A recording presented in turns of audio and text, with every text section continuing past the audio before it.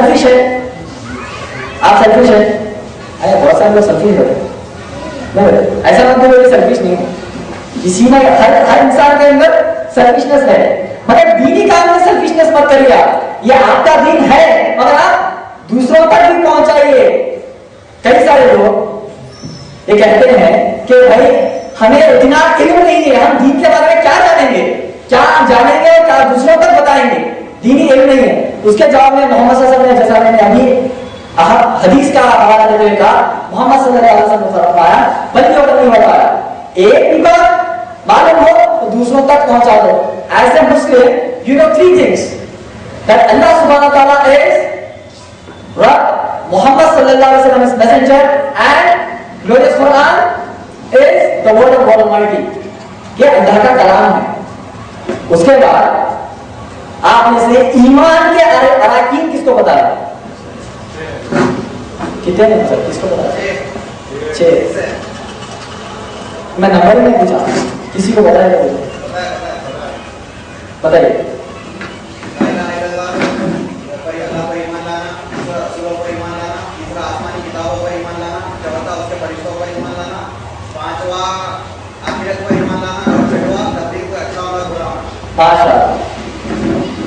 हमारे ऑर्गेनाइजर्स को छोड़ के किसी को पता है?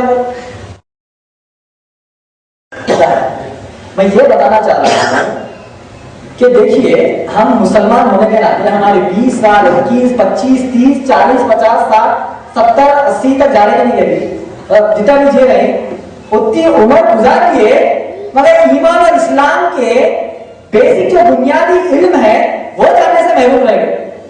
क़यामत के दिन मैदान महशर में आप ठहरे हुए हैं और अल्लाह सुब्हानहू व तआला को आप गिड़गिड़ा रहे हैं कि अल्लाह मेरे गुनाहों को माफ कर दे।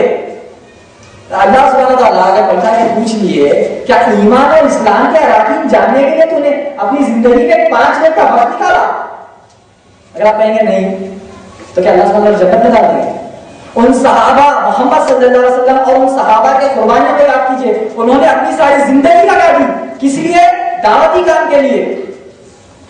और उसके बाद भी जब वो जंग में शहीद होते थे तो मोहम्मद सल्लल्लाहु अलैहि वसल्लम कहते थे कहो कि इंशाअल्लाह शहीद हुए हैं, कंफर्मेशन दे दिए? नहीं दिए। अपनी जान को देने के बाद भी शहीद का पता नहीं मिला, इंशाअल्लाह कहने का उसके ऊपर हुक्म है। और जो अशरे मुबश्शरा है उनके अलावा हर सहाबी को जन्नत का सर्टिफिकेट है, हर सहाबी को। जब सहाबी को जन्नत का सर्टिफिकेट नहीं मिला तो हम ईमान के अराकीन जानने से ही महरूम रहे, तो जन्नत का सर्टिफिकेट या जन्नत के 500 किलोमीटर रेडियस में भी अल्लाह ताला नसीब में नहीं रहा। समझ में आई बात? दीनी इल्म हासिल करने का कितना बड़ा इंपॉर्टेंस है। अभी तो हम इस्लाम के जो तालीमात है अंदर के उसको तो जानेंगे, basic pillars of Islam, pillars of ईमान ही हमको अभी तक इल्म नहीं है। मैं ये कहना चाह रहा हूं कि जो हम अपना टाइम जो दुनिया की मामलेदारियों में रखते हैं, लगाते हैं, उससे ज्यादा या उतना ही टाइम हम दीनी इल्म हासिल करने में लगाएंगे। ऐसा कुछ है? दिल से बोलिए लगाएंगे, अल्लाह के दीन को समझने के लिए लगाएंगे इंशाअल्लाह। अब हम देखेंगे कि जो अल्लाह का दीन है उसको हम दूसरों तक कैसे पहुंचाएं। अल्लाह सुब्हानहू व तआला ने सूरह आल इमरान पढ़ेंगे, सूरह आल इमरान सूरह नंबर 3 के आयत नंबर 104 में फरमाया वत्तक़ू मिनकुम उम्मतन यदऊना इलल खैर, कि तुम में से कुछ ऐसे लोग उठकर आए जो लोगों को अल्लाह सुब्हानहू व तआला की तरफ बुलाए और अच्छे से अच्छा अमल करे। ये अल्लाह सुब्हानहू व तआला ने सूरह आल इमरान सूरह नंबर 3 के आयत नंबर 104 में फरमाया। अगर आप वही आल इमरान सूरह आल इमरान सूरह नंबर 3 के आयत नंबर 110 में फरमाएंगे, अल्लाह सुब्हानहू व तआला ने फरमाया कुंतुम खैरा उम्मतिन उखरिजत लिन्नास तअमुरुना बिल मारूफी व तनहौना अनिल मुनकर व तु'मिनूना बिल्लाह, के हम मुसलमान को अल्लाह सुब्हानहू व तआला कह रहे हैं कि तुम सबसे बड़ी खैर वाली उम्मत हो। हम खैर वाली उम्मत है, चाहे हम अल्लाह की नाफरमानी करें, मोहम्मद सल्लल्लाहु अलैहि वसल्लम की नाफरमानी करें, कुरान के तालीमात से दूर हो जाए, मोहम्मद सल्लल्लाहु अलैहि वसल्लम के अहादीस से दूर हो जाए, माँ बाप की नाफरमानी करें, हमारे वालिदैन की नाफरमानी करें, हम अल्लाह के हुक्म से दूर हो जाए,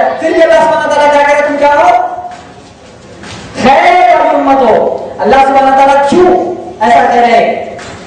آگے آیت میں اللہ سبحانہ تعالیٰ فرماتے ہیں تأمرون بالمعروف، اس کا معنی ہے کہ تم لوگوں کو اللہ کی طرف بلاتے ہو، اللہ کے دین کی طرف بلاتے ہو، اسی لیے تم خیر والی امت ہو۔ موسیٰ علیہ السلام کے زمانے میں وہ اللہ کے چہیتے تھے، مگر انہوں نے کیا کیا؟ اللہ کی نافرمانی کی نہیں۔ اس کے بعد اللہ سبحانہ تعالیٰ نے ہمیں خیر والی امت کہا۔ اب ہم کیا کر رہے ہیں؟ اللہ کے احکامات سے دور ہو رہے ہیں۔ کون سا حکم ہے جو اللہ سبحانہ تعالیٰ کہہ رہے ہیں کہ تم خیر والی امت ہو؟ اللہ سبحانہ تعالیٰ کہہ رہے ہیں کہ تم لوگوں کو دین کی طرف، اللہ کی طرف بلاؤ، اسی لیے تم خیر والی امت ہو۔ اگر ہم یہ کام نہیں کر رہے ہیں تو کیا ہم خیر والی امت ہو سکتے ہیں؟ ہو سکتے ہیں؟ نہیں، تو نہیں ہونا چاہیے۔ ہونے کے لیے کیا کرنا پڑے گا؟ دعوت دین کا کام کرنا پڑے گا۔ دعوت دین کرنے کے لیے کیا حاصل کرنا پڑے گا؟ علم حاصل کرنا پڑے گا۔ اور سب سے بڑی بات ہم میں یہ کمزوری ہے کہ دعوت دین کرنے کے لیے سب سے پہلے کیا کرنا پڑتا ہے؟ علم تو حاصل ہو گیا آپ کو، اس کے بعد اپنے آپ میں چینج لانا ہے۔ کیسا چینج لائیں گے؟ ارے بھائی اگر میں داڑھی چھوڑ دیا تو میرے کالج میں جو میں جاتا ہوں کیا کہیں گے؟ اگر میں پہننے کے اوپر اگر میں پہنتا ہوں، اس بار کو مینٹین کرتا ہوں، تو لوگ بولیں گے کیا بھائی یہ نیا فیشن شروع کر دیے، کیا مجھے تانے ملیں گے؟ یہ آج کے جو کنڈیشن چل رہا ہے نوجوانوں کے اندر، دعوت دین کا کام تو کرنا چاہتے ہیں مگر اپنے آپ میں چینج نہیں لائیں گے۔ اللہ سبحانہ تعالیٰ کہتے ہیں سورہ رعد کی آیت نمبر 11 میں کہ اللہ سبحانہ تعالیٰ اس قوم کو جب تک نہیں بدلتا جب تک وہ اپنے آپ میں تبدیلی نہ لائے، اپنے آپ میں جب تک آپ تبدیلی نہیں لائیں گے اللہ سبحانہ تعالیٰ تمہیں بدلے گا ہی نہیں۔ تو جب دوسروں کو ہم بدلانا چاہتے ہیں، اللہ کے طرف، اللہ کے دین کی طرف بلانا چاہتے ہیں، تو سب سے پہلے اپنے آپ کو بھی بدلنا ہے۔ اللہ سبحانہ تعالیٰ نے سورہ صف سورہ نمبر 61 کی آیت نمبر 9 میں فرمایا هو الذی ارسل رسولہ بالہدی ودین الحق لیظہرہ علی الدین کلہ ولو کرہ المشرکون۔ کہ اللہ سبحانہ تعالیٰ فرما رہے ہیں کہ اللہ سبحانہ تعالیٰ نے محمد صلی اللہ علیہ وسلم کو چنا ہے اور حق والا دین دے کے بھیجا ہے تاکہ وہ دنیا کے جتنے بھی سسٹمز ہیں ان سسٹمز پر غالب ہو جائے۔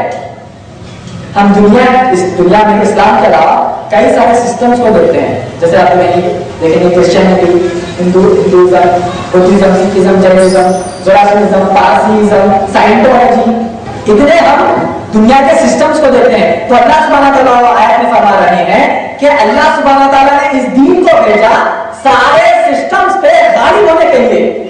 اسلام کو چھوڑ کر جتنے بھی لوگ سسٹمز کو فالو کرتے ہیں وہ اپنی منطق، اپنی لاجک، اپنی ریزننگ، اپنی زندگی اپنے حساب سے گزارنے کی کوشش کرتے ہیں، نہ کہ دینی تعلیمات کو حاصل کرتے ہیں جو ان کے مذہبی کتابوں میں موجود ہے۔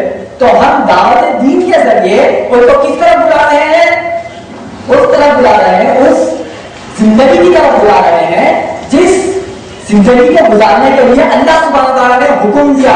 اگر تم شادی کرنا چاہتے ہو تو تم کیسے کرے، تم طلاق دینا چاہتے ہو تو تم کیسے کرے، تم خیرہ کرنا چاہتے ہو تو تم کیسے کرے، تم دنیا میں کوئی بھی کام کرو، تم اگر چاہے بڑے پولیٹیشین بن جاؤ یا پھر تم چاہے خود بن جاؤ، اپنی زندگی میں تم پائلٹ بن جاؤ، اپنی زندگی میں تم پرنسپل بن جاؤ، اپنی زندگی میں تم ایک باپ بن جاؤ، والدہ بن جاؤ، بھائی بن جاؤ، بہن بن جاؤ، کس طریقے سے تم کو زندگی گزارنا ہے اس کا سارا علم اللہ کے دین میں موجود ہے۔ سمجھ میں آئی بات؟ تو جب ہم لوگوں کو دعوت دین دے رہے ہیں، اللہ کے دین کی طرف بلا رہے ہیں، تو ہم ہماری مرضی کا جو ہماری مرضی سے مطلب ہم چاہتے ہیں کہ بھائی تم اسلام فالو کرو اور آپ یہ بتانا چاہ رہے ہیں کہ بھائی یہ میری مرضی ہے کہ میرا طریقہ کار ہے جو جس پر میں عمل کرتا ہوں، ایسا کچھ ہے نہیں۔ کیسا ہے کہ ہم اس سسٹم کی طرف لوگوں کو بلا رہے ہیں جو سسٹم اللہ کا بھیجا ہوا ہے۔ اللہ سبحانہ تعالیٰ نے سورہ انبیاء سورہ نمبر 21 کی آیت نمبر 25 میں فرمایا وَمَا أَرْسَلْنَاكَ مِن قَبْلِكَ مِن رَّسُولٍ إِلَّا نُوحِي إِلَيْهِ، جس کا معنی یہ ہے کہ ہم نے نبیوں کو اور انبیاء کو اس دنیا میں ایک ہی مقصد سے بھیجا ہے۔ وہ ایک مقصد کیا ہے کہ لوگوں کو اللہ کی وحدانیت کی طرف بلائے، ہے کہ نہیں؟ اب محمد صلی اللہ علیہ وسلم کے بعد کوئی نبی آنے والے ہیں؟ اللہ سبحانہ تعالیٰ نے سورہ احزاب سے نمبر 33 کے آیت نمبر 40 میں فرمایا ما کان محمد ابا احد من رجالکم ولکن رسول اللہ وخاتم النبیین، اے نبی آپ کسی کے والد نہیں ہیں اور اللہ کے آخری نبی اور پیغمبر ہیں۔ اس کے بعد کوئی نبی آنے والے ہیں؟ نہیں آنے والے۔ اس کے بعد دعوت دین کا کام رک جائے گا۔ محمد صلی اللہ علیہ وسلم کے بعد کس نے دعوت کے کام کو انجام دیا؟ صحابہ اکرام، اس کے بعد تابعین، اس کے بعد سلسلہ چلتا آ رہا ہے۔ اب یہ جنریشن میں آپ کیا یہ ایکسپیکٹ کرتے ہیں کہ غیر دعوت کا کام کریں؟ دعوت کا کام غیر کرے گا؟ نہیں۔ کون کریں گے؟ ہم کریں گے۔ اگر ہم نہیں کریں گے تو اللہ سبحانہ تعالیٰ نے سورہ محمد سورہ نمبر 47 آیت نمبر 38 میں فرما دیا اگر تم لوگ یہ کام نہیں کرنا چاہتے یا نہیں کرتے ہو یستبدل قوما غیرکم، اللہ سبحانہ تعالیٰ تم کو ہٹا دے گا، تمہاری خوف کو ہٹا دے گا، تمہاری نچلی خوف کو تمہارے اوپر لا کر ان سے دعوت کام لے گا۔ سمجھ میں آئے گا؟ اس انڈیا میں ہم دیکھتے ہیں کہ بادشاہ کی، مسلمان کی بادشاہ کی، مگر انہوں نے دعوتی کام کو نظر انداز کیا۔ آج رہی وہ بادشاہ نہیں ہوتے، کیوں؟ اتنا جو عظیم بڑا جو کام ہے اس کو نظر انداز کیے، اللہ کے دین کو پھیلانے کو وہ نظر انداز کیے۔ آج ہم دیکھتے ہیں کہ اس انڈیا میں جس کی حکومت چل رہی ہے غیر کی حکومت چل رہی ہے کہ نہیں؟ سمجھ میں آئے؟ دعوت دین کس حال میں کرنا چاہیے؟ کون سے حال میں؟ کیا میں دعوت دین کا کام پارٹ ٹائم کروں یا فل ٹائم کروں یا دعوت دین میں ہی لگ جاؤں؟ کیسے آپ لوگ کیسا کرنا چاہیں گے؟ کیسا کرنا چاہیں گے؟ کرنا نہیں چاہیں گے؟ دعوت دین کا کام کیسے کریں گے؟ Full time? انشاءاللہ کہیے انشاءاللہ۔ ایک دفعہ محمد صلی اللہ علیہ وسلم ان کے گھر میں آتے ہیں، خون سے لطپت ہے اور بخار بھی ہے، اور اندر آتے ہیں، امہات المومنین کہتی ہیں، ایک صحابی آتے ہیں، صحابی آتے کہتے ہیں اللہ کے نبی ہمارے گھر کے پاس سے ایک قافلہ گزرتا ہوا جا رہا ہے، تو محمد صلی اللہ علیہ وسلم جلدی تیار ہو رہے ہیں کیا کرنے کے لیے؟ دعوت دین کے لیے جانے کے لیے۔ امہات المومنین کہتی ہے اے نبی آپ کیسے جائیں گے؟ آپ کی حالت دیکھیے، آپ کو اتنا بخار ہے، آپ بری طرح سے زخمی ہو چکے ہیں، آپ کیسے جائیں گے؟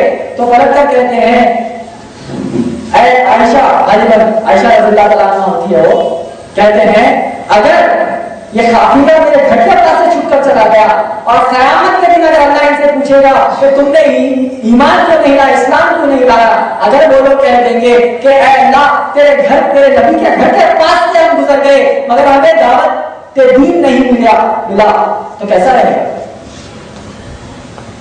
ہمارے گھر کے پاس ہے 1 لاکھ غیر مسلمان میں گزرے تو ہمارے سر پہ ایک زمین دیں گے نہیں۔ اللہ سبحانہ تعالیٰ نے دعوت دین کرنے کا طریقہ کار بتایا۔ اگر آپ پڑھیں گے سورہ نمل سورہ نمبر 16 کے آیت نمبر 125 میں اللہ سبحانہ تعالیٰ نے فرمایا کہ تم دعوتی کام جو کر رہے ہو وہ حکمت سے کرو۔ سمجھ میں آیا؟ دعوتی کام حکمت سے ہونا چاہیے۔ فار ایگزامپل مثلا لے کر کہتا ہوں اگر کوئی غیر کو آپ دیکھتے ہیں کہ اللہ کے علاوہ کسی اور کی وہ عبادت کر رہا ہے، فار ایگزامپل فار مثلا پوجا کر رہی ہے، تو آپ کیا کریں گے؟ نہیں ملائے نہیں کر رہا ہے، اللہ کو نہیں منایا کریں گے۔ اس سے کیا ہو جائے گا؟ فتنہ شروع ہو جائے گا۔ آپ دعوتی کام نہیں کر رہے ہو، وہاں پر آپ کیا شروع کر دیے؟ فتنہ شروع کر دیا۔ آپ دعوتی کام نہیں کر رہے ہیں، آپ حکمت سے کریں گے۔ مثلا ایک ڈاکٹر سے جب آپ بات کرتے ہیں تو آپ قرآن مجید میں ایسٹرولوجی کے بارے میں بولیں گے نہیں، قرآن مجید میں جو طبی مسائل جو موجود ہے، میڈیکل سائنس جو قرآن مجید میں موجود ہے، اس سے آپ اس ڈاکٹر جو ہے مسلمان ہے اس کو قرآن مجید میں میڈیکل فیکٹس بتائیں گے۔ سمجھ میں بات؟ اس کے بعد جب آپ ایک سائنٹسٹ سے بات کرتے ہیں جو غیر مسلمان ہے، اس کو آپ تو آسمان میں جو چیزیں موجود ہوتی ہیں